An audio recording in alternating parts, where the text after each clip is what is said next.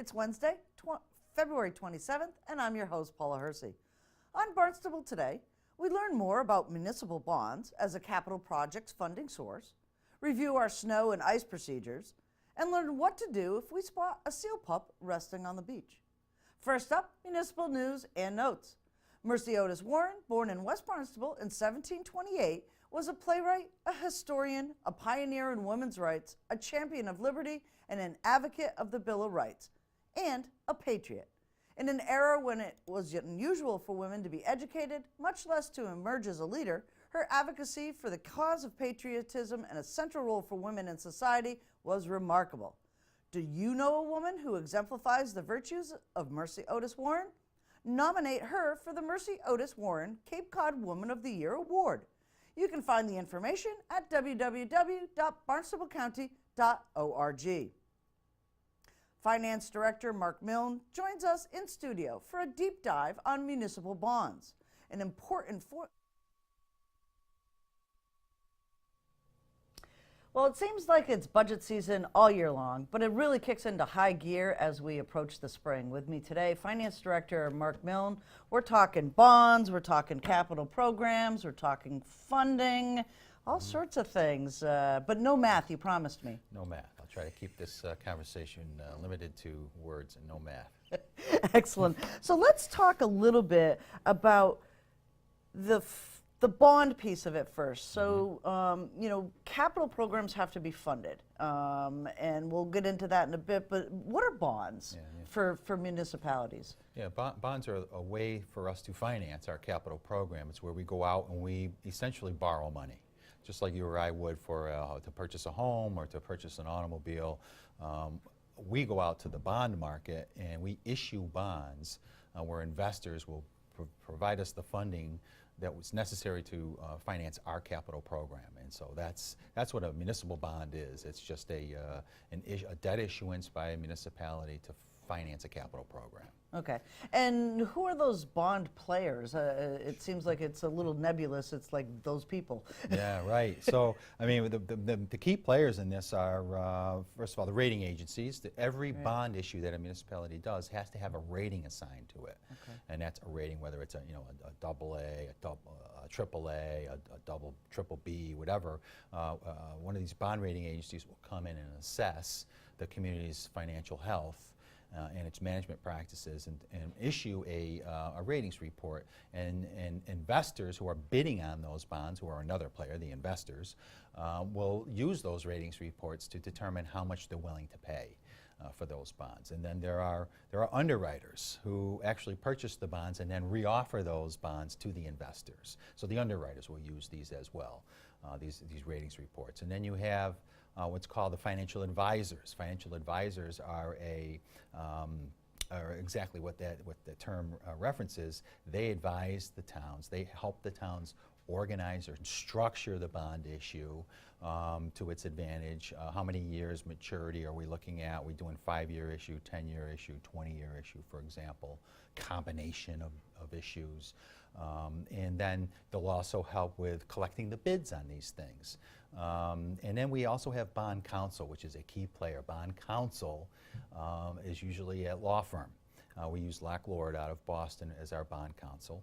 And what they do is they make sure that we followed all of the steps necessary to issue a legally tax-exempt bond, because they're certifying to the underwriters and investors that these are tax-free municipal bonds. Anybody who invests in a municipal bonds, you have double tax advantages. There's no federal or state income tax on any of the income that you receive from those bonds, the interest that you earn on those bonds. And so being tax-free, we enjoy lower interest rates when we go to the market and borrow money because the income that's earned by the investors is tax-free. Okay, and let's go back to a bond rating. Recently, Barnstable's been rated with the AAA? Yes, we've had the AAA rating since 2007. We've been able to maintain it, and the various things that they cite in their ratings report is the town has very strong budgetary flexibility, very strong management, very strong liquidity, and a strong institutional framework that we operate within. And so by looking at, and they do one of these financial management assessments, which is unique by Standard & Poor's. They come in and actually do a financial management assessment tool that they have, and they look at the community's practices and policies that are in place, which is kind of unique to their rating process. And they determine those to be very strong for the town of Barnstable. And that starts right up from the very top of the organization with the town council adopting administrative policies and ordinances that dictate, you know, we're going to do long-range capital planning, we're going to do long-range financial forecasting, and things like that. And having those practices embedded in our ordinances and our administrative code lend to that strong financial management that they rate us on. Right. And that advantage of that AAA rating when you go out for bonds, there must be some cachet to that. Absolutely. Think of it like you have a perfect credit score of 850, right? So not quite, but okay. Around there. That's our perfect credit score, AAA. Okay. And so by having that highest rating, you're going to earn a better interest rate on that borrowing, theoretically. There are other factors that also contribute to the interest rate that you pay in a bond. It's not just your rating, but that is a key component of it. Obviously, a less risky municipality, they're gonna offer you, they're going to let you borrow money from them at a lower interest rate. But there are other things. How many other players are in the market that day? What's your competition in the market? Who are you issuing bonds up against? There could be 50 other communities issuing bonds on the same day. Wow. So there could be a lot of competition for investors' monies, you know, to borrow money. So that can have a factor into it as well. So, but the AAA rating is believed to save on average 25 basis points or a quarter of a percentage point wow, on a that's borrowing, significant. which can add up to hundreds of thousands of dollars in an issue. Right. And let's talk a little bit about, so are bonds issued every year for these capital projects? We have a pretty healthy capital program in Barnstable, so every year we're going to the market. And we have access to the market. Because of that history of strong access to the market, that's another advantage for us. Right. We've demonstrated that we're always accessing the market and we're paying our bonds back faithfully, and we anticipate that going forward because we have a pretty large capital program. We have another $30 million capital program that's being brought forward for fiscal year 2020. Right. And let's talk a little bit now, just to kind of like pull it all together here. A capital program is not operating. It's not the day-to-day operations. It's not the employees or their salaries or anything like that. What is the capital program in a municipality? Yeah. These are those large one-time expenditures where they don't happen on an annual basis. I mean, replacing a roof, constructing a new ball field, and things like that. They're typically large one-time expenditures that are creating an asset with value that's going to be used for a number of years that will benefit the communities for years to come. Okay. That makes sense now. So when we start to see these budget numbers come out and the capital program that's imminent at this point in time, do you anticipate going, once it's approved by town council, is that when you go for the bonds, or is it, do you do some like footwork before that? There's a lot of footwork, and the footwork involves bond counsel mainly. Okay. We have to make sure that we provide bond counsel a certified copy of every single vote taken by the council. We have to certify whether it was a majority vote or a 2/3 vote was necessary. Every borrowing authorization requires a 2/3 vote by the town council. We have to make sure it was advertised properly. So we have to gather all this documentation provided to bond council and meet their requirements. They send us what's called a requirements letter every year. We send them, here's our capital plan. They'll send us a requirements letter saying we want this, this, this, and this for every single one of these authorizations by the town council. So there's a lot of legwork. Our town treasurer, Deborah Blanchette, manages that process to gather all that paperwork for bond council. And typically what we see is we issue in the month of February every year. Because we find accessing the market in the month of February, it's a slow time, and so the competition for municipal bonds becomes greater and offering us benefits in the terms of lower interest rates. A lot of communities will push their borrowing needs to the end of the fiscal year in June, and then you're up against the wall. You've got a timing issue. You're trying to get these capital expenditures, the cost of the capital expenditures covered with the bond issue before June 30th, so you don't end up in a deficit situation. And there could be a lot of players in the market, and you may not get as strong an interest rate if you go that late in the fiscal year. So we target February. It works well for us. We've done it for the past several years in the month of February. And this, for example, this year, we just received, we were just awarded a bond issue of 2.5% on the borrowing, which is remarkable, considering interest rates are on a climb. It was actually less than the last two bond issues that we did in 2018 and 2017. That's fascinating. It's, you know, not quite as crazy as Bitcoin, but Yeah. there is this process to make sure that these projects, literally, that have to be done, get funded in such a way that the municipality can actually afford it. Right, right. And so, I mean, part of the whole process, planning process that goes into it is we look at the maturity schedules of all of our outstanding loans. We have over 200 loan issues right now that we're paying back that have been over the past 10 years that we've issued. And we have to keep a track of all of these maturing loans so that we can identify capacity going forward for the capital program over the next 5 years.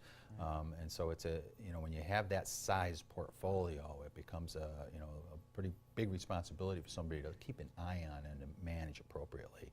And there's always opportunities for refinancing. We call in the municipal market refunding. We call in a personal level, it's a refinancing, like your mortgage, for example. We've done some refunding in the past that has saved millions of dollars in interest cost over the remaining life of the loans or the bonds. However, with the tax reform that just took place last year, they eliminated the opportunities for municipalities to refund. So going forward, we don't have that anymore, but that could change. Okay. Any last words on bonding and funds? And it's fascinating, and there was no math except for a little bit of interest, but that was okay. I can calculate that. Well, again, as I mentioned before, the town manager just provided his recommended 2020 capital program to the town council yesterday. We'll be making a presentation on that proposal to the town council at their March 7th meeting. So we look forward to the discussion on that. 57 projects included in that plan. Wow. Excellent.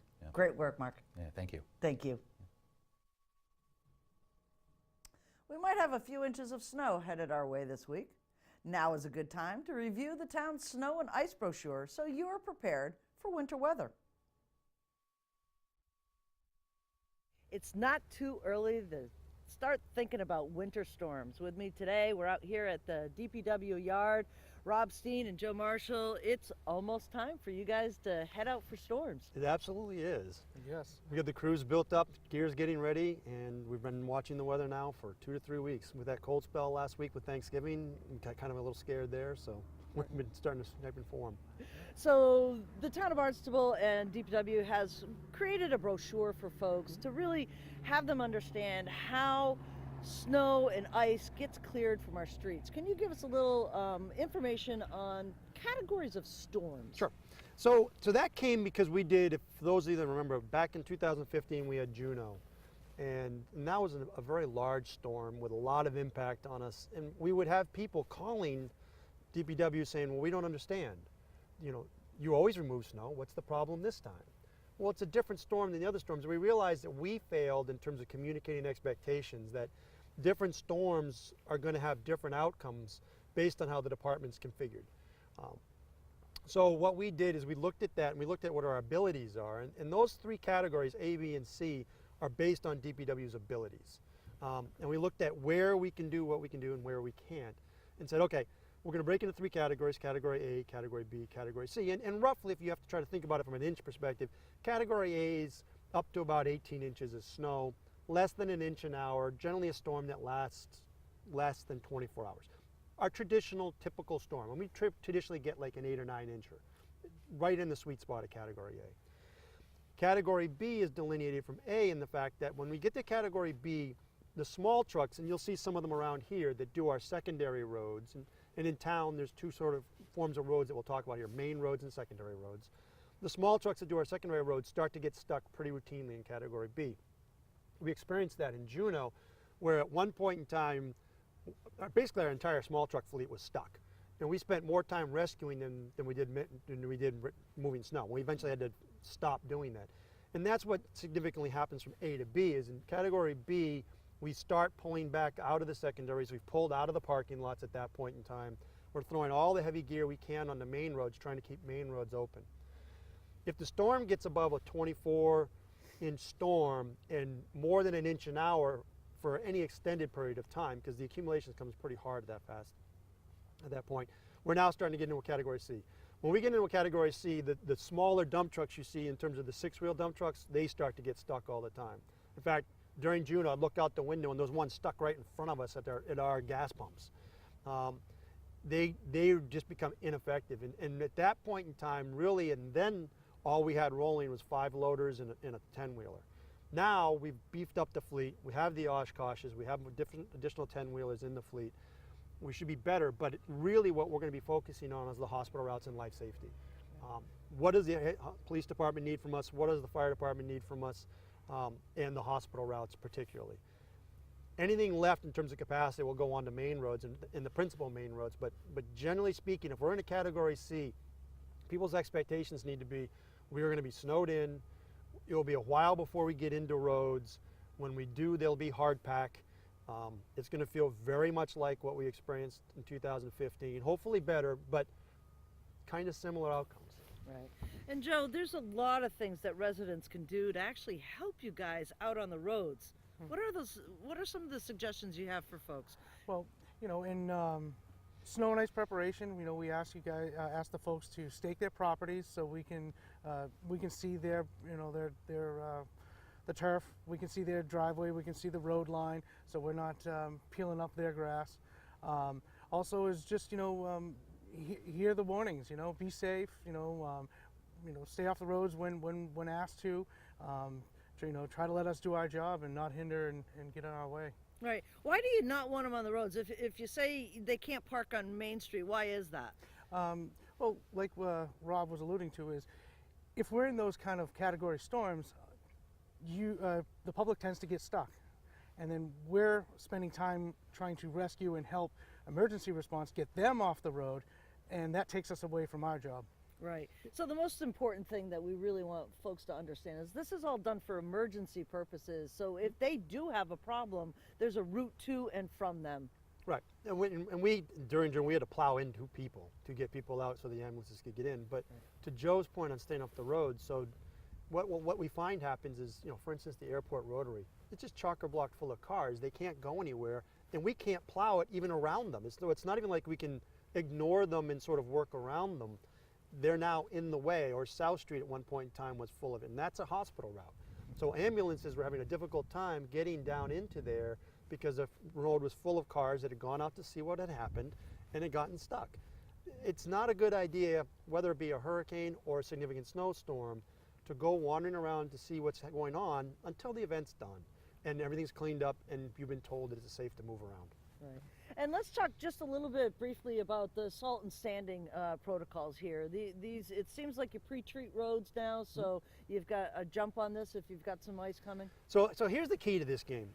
It's much easier to peel up snow. If you think of a road like sort of, if my hand's the road, if the snow is adhered to the road, it's going to be very difficult to get it up off the road.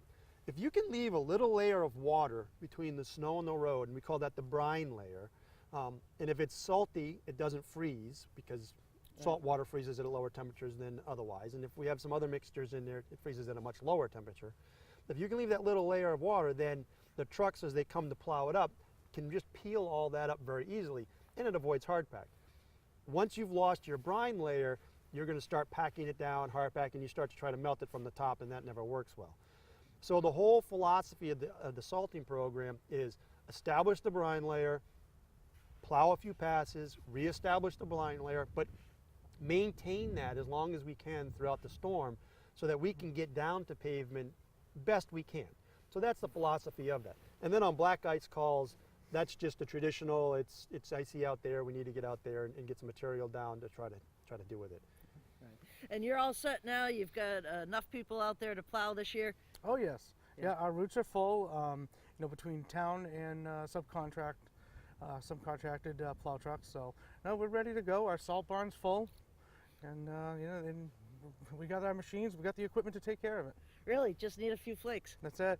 Excellent. Or not. We're okay not. We're okay. That's okay. Yeah. It can stay 70 all winter. That'd be good. That would be great, wouldn't it? Any last words for residents? No, I want to go back to the staking thing real quick. It's really difficult to understand how difficult it is to see at night. And obviously, I come from the engineering side. So when I first came here, I went out for a couple nights with some of the plow drivers. When it's 2 in the morning and it's dark and the wind's blowing snow everywhere, where the edge of the road is not intuitive, which you'd think, because during the middle of the day, it's like, well, it's right there. Why do you not see that? That's why that staking is so valuable. When you have those stakes out there and that driver can see, okay, that's where the edge is, that helps them tremendously and allows them to move quickly through the route. Otherwise, they're having to sort of literally feel their way along, and mistakes happen. So please, please, please, if you have an opportunity, go ahead and do that. That really helps us a bit. This is the time. The ground's not frozen. Seal pups are weaned from their mothers at the tender age of 4 to 6 weeks and are off on their own at this time of the year. Natural Resource Officer Sean Cordes has some reminders for when you're out on the beach. Shh! Baby seals are resting. We're here out at Sandy Neck and we have a baby seal resting on the beach. With me today, Natural Resource Officer Sean Cordes. Sean, a little baby seal right out there for us today. Yeah, it worked out well. This is sort of the time of year where we start to see them on our beaches quite a bit. Generally with the juvenile seals in the beginning of the year, through late winter, early spring, they're hauling up on the beaches to rest as they're sort of spending their first year on their own, learning to hunt and feed and survive. Right, so they have been weaned, and their weaning period is very short with their mother, so they're literally on their own after 4 to 6 weeks. Yeah, that's correct. It's a very short time nursing, and as far as parental care goes, after that period, the parents aren't teaching them how to hunt and feed, so they're sort of out on their own. They got to learn how to catch fish, how to survive, and save up that energy through the winter and make it through really probably the hardest part of the year as far as weather conditions and resources go. Right, and learning to fish, so they're kind of hauled out and resting right now because they're not very successful at it. Exactly, so that's the thing. They're, until they become efficient at it, they're wasting a lot of more energy than they should be in order to get the calories and the energy that they need to survive. So for the most part this time of year, you're going to see them hauled up a lot more, and that's not always abnormal for them to do. Because they're marine mammals, oftentimes people think they belong in the water the whole time, which is true for a lot of marine mammals like whales and dolphins. They need to be in the water. But seals, they actually need to go up on land from time to time in order to survive. Right, so when you're doing these, observations, when do you start to get concerned that the seal isn't well? So there's a number of things we take into account with that. We definitely want to go out and from a very safe distance be able to check those animals and see if there's anything obvious. So, first would be something like lacerations, bruises, scrapes, that sort of stuff. And even that's not always necessarily an issue. Some of those can be superficial, but that's usually one of the more obvious things just that, can be noticed. And then behavior is very big as well. So oftentimes if there's any sort of abnormal behavior, for instance, some seals when they're in distress they'll start eating sand and rocks, which can be a big issue. Down here, oftentimes those animals are used to being up north where there's snow and ice that they would be ingesting instead.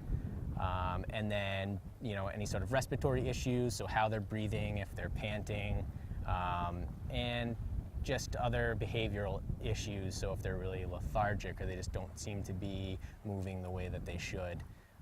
We take all that into consideration. We don't make any sort of final determination. We work with IFA. We have a really good working relationship with them, and ultimately we'll pass all that information on, and they can make a determination on whether or not an animal just needs some time to rest on the beach, or if it might need to be taken in for rehab or something like that. And as a natural resource officer, even you folks don't want to get close to these animals because they do imprint. Exactly. So that's the thing is, the most important thing is to give these animals their space so that if they are just resting, we're not disturbing them and forcing them back into the water when they don't need to be. All of this time that they have is really crucial for that. So if a seal is getting disturbed and it's forced back into the water when it's trying to rest, that'll start to catch up to it, and you'll notice that they become more lethargic and they're not able to have the energy to hunt. And then sometimes we'll see those issues with the seals that are emaciated out here as well. That's another factor we take into account during observations. Kind of like a toddler without a nap. Yeah, exactly. So what advice do you have for people that are out here hiking? Obviously today was a beautiful day. It's like spring out here. What do you have for advice for folks if they encounter one of these animals? Yeah, so a few things. It's definitely important. We always appreciate the information if someone does encounter an animal. Even if it's a healthy animal, it's always nice to be able to report that. So here at Sandy Neck Beach, you can call the Sandy Neck Gatehouse, and we have the resources and ability to go out and respond and observe. Otherwise, the IFA Marine Mammal Hotline, you can contact that number, and they'd be able to sort of guide you through the steps of what other information might be required. Other than that, there's a few really important things to keep in mind, that these animals are federally protected. You are required to keep at least 150 feet away from the animal. And truly we recommend more than that. If you notice that the seal is looking up at you or it's moving away and it can clearly see that you're around, then you want to take a few more steps back and give that animal its space and the ability for it to rest. Binoculars are a great thing to have because you can always get those really cool sort of up-close observations without having to disturb an animal. Another thing is dogs. So out here we get a lot of dogs, and it's really important, even if it was an area where a dog was allowed off leash, you want to get your dog back and leash it up and make sure that it's safe for both the animal's safety and for your pet safety. Seals and dogs are very closely related in the grand scheme of things, and they do have the ability to transfer some of those diseases between each other. And so, that's certainly one thing we don't want to see for either animal, is to run into an issue like that. And then, yeah, it's just a matter of keeping in mind, that these animals they do come out of the water from time to time, and they don't necessarily, it's best if we sort of keep our distance and let them do their thing, and then let IFA sort of make the determination on if there's something more than that. So we don't want to get too close to the animal and, disturb it or anything like that. We've had, unfortunately, instances where people have put blankets on seals because they thought they were cold or lonely or, something like that, which, people probably mean well, but unfortunately that's very bad for the animal. So. Right, so let them rest. Toddlers need their sleep. Exactly. Exactly. Yep. Thanks so much, Sean. Yeah, thank you. Here's a look at things to do, places to go, and people to meet. Next Tuesday, March 5th, the Barnstable Police Department and the Cape Cod Healthcare will be hosting a blood drive at the Hyannis Golf Course on Route 132 from 10 a.m. to 4 p.m. All donors receive a coupon valid for a complimentary bucket of range balls and will be entered into a raffle for a foursome of golf valid at Old Barnstable Fairgrounds or Hyannis Golf Course, a $400 value. What's donated here stays here. Comments, suggestions, accolades? Connect with us on Facebook and Instagram, email us, or send us an old-fashioned note by carrier pigeon. Channel 18 works. For you. I'm Paula Hersey, and thank you for watching Barnstable Today.